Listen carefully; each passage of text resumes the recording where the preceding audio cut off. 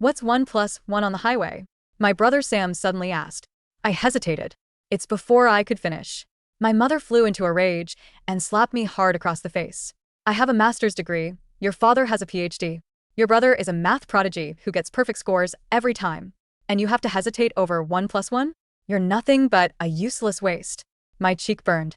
Terror flooded my chest. I shook my head, crying. Mom, please don't hate me. I'm not useless, Sam said. But she wouldn't listen. She pushed me out of the car. A piece of trash that inherited nothing but inferior genes. Doesn't deserve to sit in the same car as us. Walk home yourself. I ran after them desperately. But my parents drove off with Sam anyway. A massive truck came speeding from behind. Suddenly, my body felt light. I caught up to their car. Mom, Dad, I'm not useless. My teacher called me a young artist and said, everyone has their own strengths. Child stride is roughly between 0.3 and 0.5 meters. I did the math for you. From here to the highway rest stop, you only need to walk 3,000 steps. This is your punishment, but it's also meant to activate your potential. Since you're not naturally clever, it'll help you fit into our family. Once Mom finished, she turned and got into the car. Without a second glance, I ran after her. Mom, don't leave me behind. Car window slowly rolled down. Mom just tossed a small camera out from inside the car. This is the latest cloud camera. It'll record you, so don't try to slack off and skip counting. Be careful on the road. You can only walk in the emergency lane. Mom left those final instructions, and the window immediately rolled back up. I watched helplessly as the car drove away. The taillights grew dimmer and dimmer, until they completely disappeared into the darkness. Mom, it's so cold. The weather lady on the forecast said today's temperature was 10 degrees below zero. But Mom forgot to give me my coat. I held up the little camera dejectedly and spoke to the lens. Mom, I'm not useless. I'm the best at drawing in my whole class. My teacher said that's called having different strengths. But the camera lens couldn't talk back. I sniffled and held back my tears, then started counting seriously. 1, 2, 2, 3. But it was so cold. Even the warm breath I exhaled seemed to turn to ice. I counted slower and slower, and my steps got smaller and smaller. When I reached 1,000, my legs felt as heavy as 2 big stones. I tripped over something and fell to my knees. The pain shot through me instantly. My whole body hurt. I apologized to the camera lens through my tears. Mom, I'm sorry. It really hurts too much. I'll just rest. 4 10 counts. Our family often played counting games. Success brought rewards, failure brought punishment. Sam always got the rewards. I always failed, and Mom would punish me. 4 10 counts. 10 slaps on the hands, 10 spanks on the bottom. I used to think 10 counts was so slow, but now it felt so fast. When the 10 counts ended, I struggled to get up from the ground. I moved my legs bit by bit. The blood from my knees soaked through my pants, and every step hurt so much. I gritted my teeth. Just 1,970 more steps, and I could get back to our hometown. My grandparents were waiting for us at the reunion dinner, but my body grew colder and colder. White spots seemed to drift before my eyes. I cried toward the camera. Mom, I don't think I can keep going. She didn't answer. Then a blinding light flooded in from behind me. I had wandered into the middle of the road without even realizing it. When I woke up, I suddenly realized my body had turned weightless. My lighter body quickly caught up to my parents. They were resting at a service area, with lots of delicious food on the table. Mom was urging Sam to drink some hot water. It's too cold today. You must drink some hot water. Sam reluctantly took a sip. I quietly swallowed, wanting so badly to drink some hot water, too. Mom, I want some too. I timidly begged. But Mom remained completely indifferent. She fed Sam water and gave Sam fruit. She seemed unable to see me at all. I held back my sadness. Just then, Dad suddenly raised his hand to look at his watch and frowned. We've been waiting at the service area for an hour. Why hasn't Chloe arrived yet? I hope nothing happened to her. My heart lifted with joy. Dad. He finally remembered me. Dad. I met a really big truck. I was too tired to run. And that truck. I wanted to tell Dad loudly. But Mom said impatiently, Dylan, it's only 2 kilometers. It's not that far. If it were Sam, he would have run here already. She's always been lazy since childhood. This is a good chance to let her exercise. Sam nodded. He wasn't just good at math. He was athletic, too. She's already slow if she doesn't get some exercise. What are we going to do when she's always sick? Snorted coldly. Sam often mocked me. This time in the car, he suddenly asked me a math question. He just wanted to laugh at how stupid I was. Before, I would always grin at Sam foolishly, never holding grudges. After all, he was my brother. But this time I was a little angry. I yelled at him. I am not. Sam is so mean. If it weren't for him, I wouldn't have been kicked out of the car. Dad hesitated. He looked at the thick fog outside. Then his brow gradually relaxed. 2-kilometer walk takes adults 20 to 35 minutes. Considering external factors, it's normal for a child to be a bit later. Hearing Dad's words made my heart feel heavy. I've been sickly since childhood, getting winded after walking just a few steps, let alone walking 3,000 steps in such cold weather. But they seemed to have forgotten. They decided to wait a little longer. They waited another hour until Sam got impatient. He pestered Dad to drive. Just then, a couple walked in. Their conversation interrupted Sam. We left it down on purpose. But there's still a traffic jam. That accident just now was really terrible. I heard the kids' brains were splattered everywhere. It was just a child. At those words, Dad trembled violently. Mom panicked too, quickly opened her phone. She saw the little, still moving on her phone, and breathed a sigh of relief. The next second, she became angry again. The camera I bought not only records video, but also has GPS tracking. Look, she's moving fast right now. She definitely got a ride and is playing victim. She doesn't listen at all. We're not waiting for her anymore. Let's leave now. If She's so capable, she can have whoever's driving her take her home. Hearing this, I became anxious. Mom, that's not true. I didn't. That's an ambulance. Not a ride I found. But Mom couldn't hear me. She bundled Sam up tightly and pulled Dad to the car to go home. I cried as I followed my parents' car. The ambulance siren seemed to get closer and closer, but Dad hit the gas and exited the highway. The car soon arrived at my grandparents' house. I rushed toward them, feeling wronged, but passed right through them. New Year was my favorite time every year. The New Year gathering meant I could see my grandparents. But now I felt so sad my tears wouldn't stop flowing. Grandma rushed to the back seat and lifted Sam out first. Then she looked into the car again. Where's Chloe? Why isn't Chloe in the car? Grandma, I'm here. I sobbed and tugged at Grandma's sleeve. Mom said impatiently, she's riding with someone else. Come on, it's freezing out here. Sam sat in the car for so long. He's cold and hungry. Show some concern for your grandson. Mom's words immediately silenced Grandma. She looked at Dad. When Dad nodded, she sighed and stopped asking. All right. I made apple pie. Try some. Mom, Dad, and Sam all ate with relish. I clutched my stomach, about to cry. After walking for an hour, I was exhausted and starving. What I wanted most was Grandma's apple pie. Chloe loves apple pie. I even saved some especially for her, Grandma said with a smile, standing up to look out the window. Again and again I sniffled. I couldn't hold back my tears anymore. After everyone finished eating and Grandma cleared the table, she still hadn't seen me arrive, and finally couldn't help asking my parents about me again. Why isn't Chloe here yet? Whose car is she riding in? Why didn't you all come together? The living room suddenly fell silent. Dad hesitated. Soon. I think she should be here soon. His uncertain answer puzzled my grandparents. Whose car is Chloe riding in? Just call and ask. She's been gone so long. Aren't you parents worried at all? Dad pushed up his glasses but looked at Mom. Mom angrily opened her phone. My grandparents stretched their necks expectantly. I looked too. She frowned and opened her phone, seeing that the camera's GPS showed. It wasn't far from my grandparents' house. She said, fine. She'll be back in 5 minutes.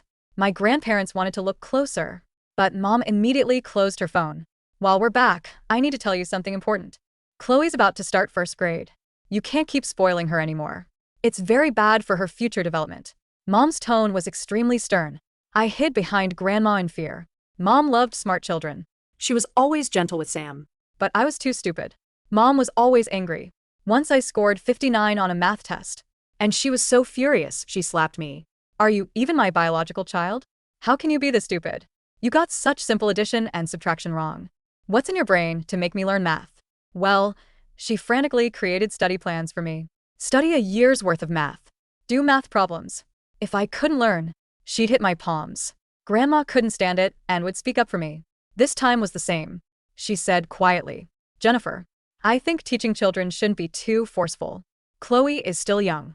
Before she could finish, Mom cut her off sharply. Mom, do you know that Chloe now has to hesitate, even when asked what 1 + 1 equals? When Sam was her age, she could already solve third-grade math problems.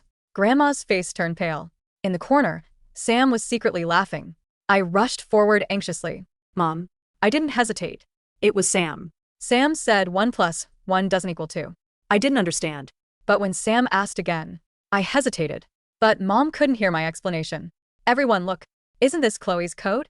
Dad and Grandpa went to get the luggage. They found my coat. Grandpa held up the coat, looking confused. If Chloe rode with someone else, why is her coat in your car? Dad frowned, also seeming incredulous. Jennifer, when you made Chloe get out of the car, you didn't give her a coat. Mom panicked, her eyes shifting. I forgot. And Chloe, too. She's old enough. She should know to put on her own coat. Hearing Mom's complaint, I felt wronged and hugged myself. Mom kicked me out of the car. She didn't give me any chance to resist the bone-chilling cold. Seemed to return in this warm, heated room. My body kept shivering. What? On the highway? You kicked Chloe out of the car? Grandpa's voice immediately rose in accusation. Grandma clutched her chest. Are you insane? In weather 10 degrees below zero, leaving a 6-year-old child alone on the highway. How could you do such a thing? What if? What if something happened? Mom immediately cut off Grandma. There won't be a what if. I told her to walk in the emergency lane. There's no danger. Mom seemed to be trying to comfort Grandma. She even opened her phone. Look, Chloe's GPS is still moving. Nothing will happen. But my grandparents didn't believe her. They insisted on going to the highway to find me. I shook my head, crying. My heart aching. Chloe's already back. Please don't fight. Sam suddenly ran out. He looked like he discovered something new. Mom, look what I found. I looked at what he was holding and wanted to snatch it away in fear. But Mom grabbed it first. She seemed to have found powerful evidence to turn things around. She pointed at the thing in her hand and questioned my grandparents. What is this? You're such good grandparents to Chloe. Spoiling her, so she won't amount to anything. Thank goodness I raised Sam myself. Look how excellent he is. First in his grade. Perfect math scores. When it was time to move up, every school fought to have him. What about Chloe? She's useless. Waste that you spoiled her. Words stabbed into my heart one by one. In the picture of our family that I'd drawn, Sam and I held hands while my parents held ours. We all had big smiles on our faces. I titled it A Happy Family. What future is there in drawing? I want them to get into NYU, to have a good future. She was about to tear up the family portrait. I rushed over, begging. Don't, Mom, don't. Don't. I'll be good. I'll study hard. I'll never draw again. The next second, Mom ruthlessly tore the picture to shreds. Anyway, her face twisted as she yelled at my grandparents. Do you know how much pressure there is in society now? Degrees are so devalued. And you still spoil her. What will she do when she enters society? My grandparents' faces went pale. They looked at my father. He adjusted his glasses. I also believe Chloe should focus on her studies, not waste her limited energy on meaningless things. Words broke me completely. Through my tears, I felt myself slowly floating upward. Mom, Dad, I wasn't the child you wanted. Please don't be angry. Sam will become your pride. The doorbell rang suddenly. Mom went to answer it, muttering, that must be Chloe. I told her to walk 3,000 steps, but I bet she barely took one. But outside stood 2 officers in uniform. They held a blood-stained camera and a photo from the accident. Excuse me, one of them asked, what is your relationship to the child holding this camera? The silence in the living room was heavier than the snow falling outside. It was a physical weight, pressing down on the chest of every living person in the room. I floated near the ceiling, looking down at the tableau. The police officers with their grim, stone-carved faces, my grandparents trembling, and my mother, Jennifer, freezing with her hand on the doorknob. Excuse me? Jennifer's voice was high, brittle. A nervous laugh bubbled up. Is this a joke? We're waiting for my daughter. She's walking. It's a punishment. A lesson. She has a GPS. The older officer, Officer Miller, didn't blink. He stepped into the warmth of the house, bringing the smell of diesel and ozone with him. He bypassed my mother and looked at my father, who was still holding his fork. Mr. and Mrs. Sterling, Miller said, his voice low. At 7:42 p.m., a commercial transport truck traveling eastbound on Highway 9 struck a pedestrian in the center lane. The visibility was near zero, due to fog. The driver didn't see her until it was too late. No, Dad said. He stood up, knocking his chair over. No, that's impossible. Chloe is on the side of the road. She's slow. She's lazy. She wouldn't be in the middle of the road. Officer Miller lifted the plastic evidence bag. Inside was the cloud camera my mother had thrown at me. The lens was cracked, spiderwebbed like shattered ice. The casing was smeared with something dark and rust-colored. This device was recovered at the scene, Miller said. Along with this. He held up a second bag. Inside was a small, torn piece of paper. It was a candy wrapper I had kept in my pocket, a wrapper from a mint Grandma had given me last year. We need you to identify the body, the officer said softly. Though, given the nature of the impact, we suggest the father do it. Or perhaps just buy clothing. My grandmother let out a sound I had never heard before. It wasn't a scream, it was the sound of a soul tearing in half. She collapsed onto the rug. Grandpa caught her, his own face draining of blood until he looked like a ghost himself. Jennifer. Grandpa rasped, his eyes bulging. What did you do? What did you do? My mother stared at the camera in the bag. Her eyes darted frantically. The GPS is moving. Look. She shoved her phone at the officer. That is here. It's here. That is because the camera is here, ma'am, Miller said, his voice hardening. We brought it here. But she has to learn math, Mom whispered, the logic of her world fracturing. 1 + 1. She hesitated. She has to walk to learn. She's 6 years old, Jennifer. Grandpa roared. He lunged forward, grabbing my mother by the shoulders. She is a baby. You put a baby on a highway in a blizzard because she hesitated on a math problem? Sam. Mom shrieked, looking for her golden anchor. Sam, tell them. Tell them, she was just playing victim. She's fine, right? She's hiding. Sam, my brother, sat in the corner. He was holding his Nintendo Switch, but the screen had gone dark. He looked at the blood on the camera. He looked at the emptiness where I should have been eating apple pie. For the first time in his life, Sam didn't have an answer. The math didn't add up.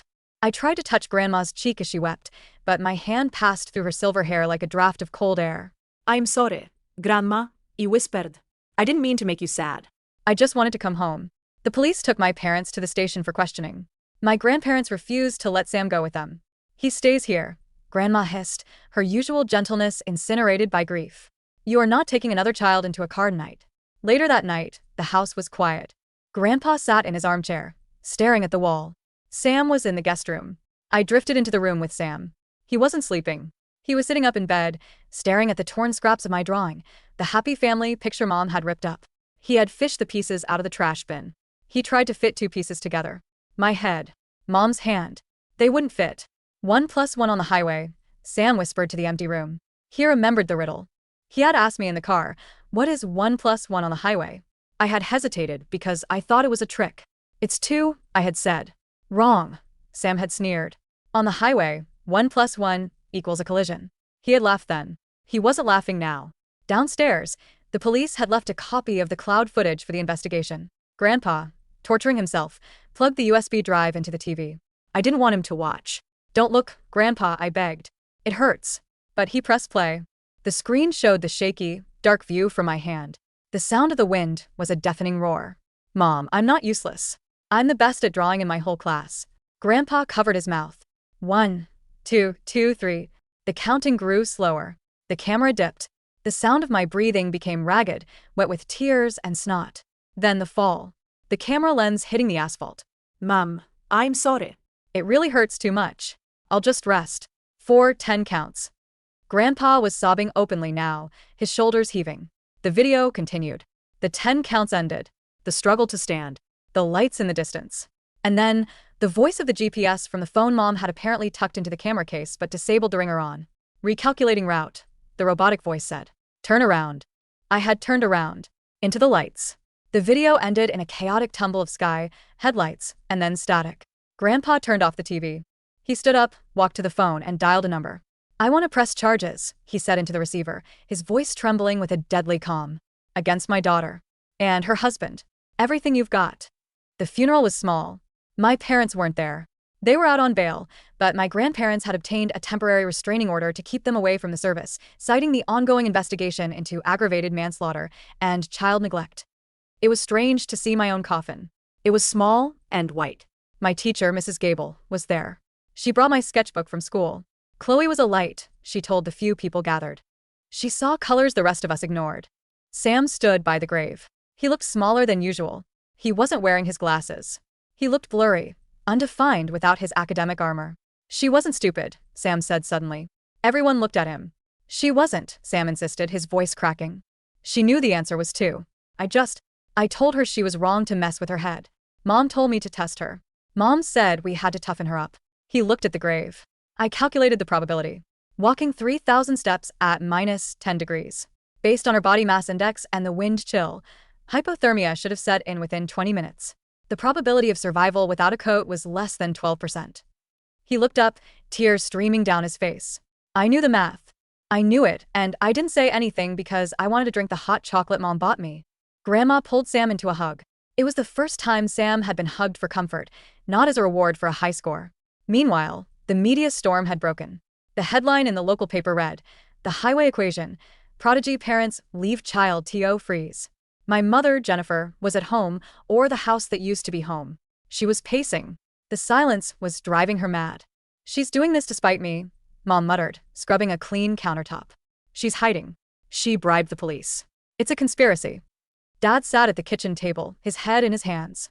The PhD, he was so proud of, hung on the wall behind him. Jennifer, he said hoarsely. She's dead. We killed her. Don't say that. Mom threw the sponge. We were maximizing her potential. We were teaching her resilience. Look at Sam. Sam is perfect because I pushed him. Sam hasn't spoken to us in 4 days, Dad whispered. He called us monsters. He's in shock. He needs to study for the math Olympiad next week. Mom grabbed her phone. I need to call his tutor. The tutor quit, Dad said. Everyone quit, Jennifer. The university put me on administrative leave. Your firm fired you this morning. Don't you check your email? Mom stopped. She looked at the phone. The screen reflected her face, gaunt, wild-eyed. They can't fire me. I have a master's degree. You have a dead daughter, Dad said. He stood up.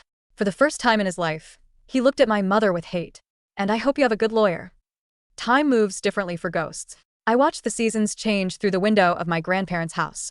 The snow melted. The flowers bloomed. The trial was the talk of the state. The prosecutor played the video. He showed my drawings. He showed the weather reports. My mother's defense was parental discretion. She argued that she was trying to build character, that she didn't intend for me to die, that it was an unfortunate accident caused by my incompetence in following directions. She walked into the road. Mom testified, looking distinctively thin and pale. I told her to stay on the shoulder. If she had listened, if she wasn't so. So what? The prosecutor asked. So, 6 years old? When the verdict came, I was sitting on the railing of the jury box. Guilty. Involuntary manslaughter. Child endangerment. Negligence. 10 years. My father got 5 years for being an accessory and failing to intervene. As they led Mom away in handcuffs, she looked into the crowd. She wasn't looking for Dad. She was looking for Sam. Sam was sitting in the back row with Grandma. He didn't look at her. He was looking at a sketchbook in his lap. Mom screamed as the bailiffs took her. Sam, remember who you are. You're a genius. Don't let them make you mediocrity. 1 + 1 is 2. Don't forget the math. The heavy doors slammed shut. Sam didn't go to the math Olympiad. Instead, he spent the summer in the attic of Grandma's house. He found all my old drawings that Grandma had saved. One afternoon, I watched him. He was holding a charcoal pencil. He was trying to draw the apple tree in the yard. He was terrible at it. His lines were stiff, rigid. He tried to use a ruler to draw the trunk. It's not geometry, Sammy, Grandma said gently, bringing him a plate of sliced apples. You have to feel it. Trees aren't perfect. I don't know how, Sam said, frustrated. There's no formula. Chloe didn't use formulas, Grandma said. Sam looked at the blank paper. Here. I know. I used to think she was stupid, Sam confessed. But she wasn't. She knew things I didn't. She knew how to be happy with just a piece of paper. I have a 4.0 GPA, and I've never been happy. I drifted closer. I wanted to tell him it was okay. You can learn, Sam. It's harder than math, but you can learn. I blew gently on the paper. The page fluttered. Sam looked up. Chloe. He didn't see me, but he felt the cold spot in the warm attic. He picked up the charcoal. He closed his eyes. He stopped trying to calculate the angles of the branches. He just drew the messiness of the leaves. 5 years passed. Sam was 12 now. He still got good grades, but he wasn't a prodigy anymore. He had quit the accelerated program to go to a regular school. He played soccer. He took art classes. We were at the cemetery. It was the anniversary. Grandma and Grandpa were older, moving slower. Dad had been released on parole early, but he didn't come around. He lived in a small apartment 2 towns over, working as a clerk. He sent checks that Grandma ripped up. Mom was still in prison. Sam visited her once a year. She's still the same, Sam told the gravestone as he placed a bouquet of white lilies. She asks me about my grades. She asks if I've been accepted to Yale yet. She doesn't ask about you. Sam sat on the grass. He pulled out a sketchbook.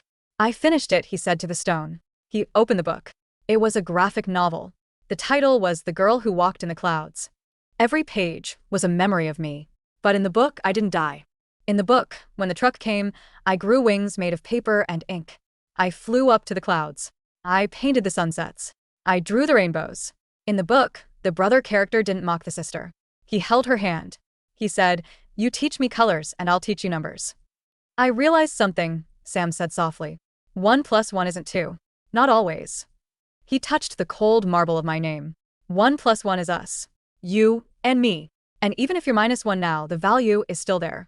You're still part of the equation. I felt a lightness I hadn't felt in years. The heavy stone in my chest, the cold of the highway, the sting of the slap. It all began to dissolve. I looked at my grandparents, holding hands. I looked at Sam, who was finally, truly crying, not out of fear, but out of love. Mom was wrong, I thought. I wasn't useless. I had taught Sam how to feel. I had saved him from becoming a machine like her. I had walked 3,000 steps into the dark, so he could walk into the light. The world began to fade into a gentle, warm white. Not the blinding white of headlights, but the soft white of a fresh sheet of drawing paper. "Goodbye, Sam," I whispered, though I knew he would only hear the wind in the leaves. "Draw something beautiful for me." Sam looked up, his eyes catching the sunlight. He smiled, a sad but genuine smile. "I will," he promised the wind. And as I faded, I saw him pick up his pencil. He didn't draw a number. He drew a heart.